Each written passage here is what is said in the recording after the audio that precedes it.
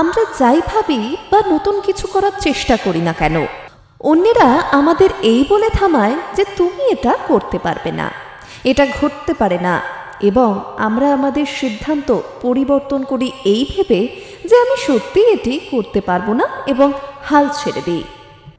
চলুন আজকের গল্প শুরু করা যাক। এক বনে এক বট গাছ ছিল। একটি ঈগল সেই গাছের উপরে বাসা বেঁধে সেখানে ডিম পেড়েছিল।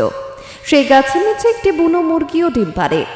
একদিন ঈগলের একটি ডিম নিচে পড়ে মুরগির ডিমের সাথে মিশে গেল, কিন্তু কিছু সময় পরে সেই ডিম থেকে ঈগলের বাচ্চা বের হলো এবং নিজেকে মুরগি ভেবে বড় হতে লাগলো।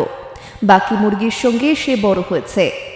একটি মুরগি যে কাজ করে সেও একই কাজ করে। সে মুরগির মতো ঝাঁকুনি দেয়, মাটি খুঁড়ে শস্য খায় এবং মুরগি যতটা উঠতে পারে ঠিক ততটা উঁচুতে সেও উঠতে পারে।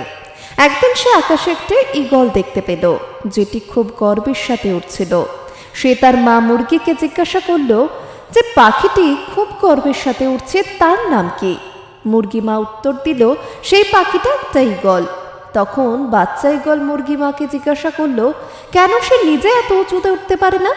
মুরগি মা বলল, তুমি মুরগি বলে এত উঁচুতে উঠতে পারবে না। সেই ঈগলটি মুরগি মায়ের কথা শুনে মুরগির মতো জীবনযাপন করতে করতে একদিন মারা যায়। আর এর প্রধান কারণ হলো নিজের প্রতি বিশ্বাস না থাকা, নিজের ক্ষমতার উপর বিশ্বাস না থাকা, নিজের কাজের প্রতি বিশ্বাস না থাকা।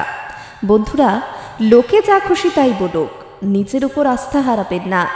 নিজেকে চিনুন। জয় নিশ্চিত হলে কাপুরুষরাও লড়াই করে। তাদের বলা হয় সাহসী, যারা পরাজয় নিশ্চিত হয়েও হাল ছাড়ে না। আজকের পডকাস্ট কেমন লাগলো অবশ্যই জানাবেন। আপনাদের কাছে এরকম অনুপ্রেরণামূলক কোনো গল্প থাকলে আমাদের সঙ্গে শেয়ার করবেন। আপনাদের গল্প সকলের কাছে পৌঁছে দেব আমরা আমাদের পডকাস্টের মাধ্যমে।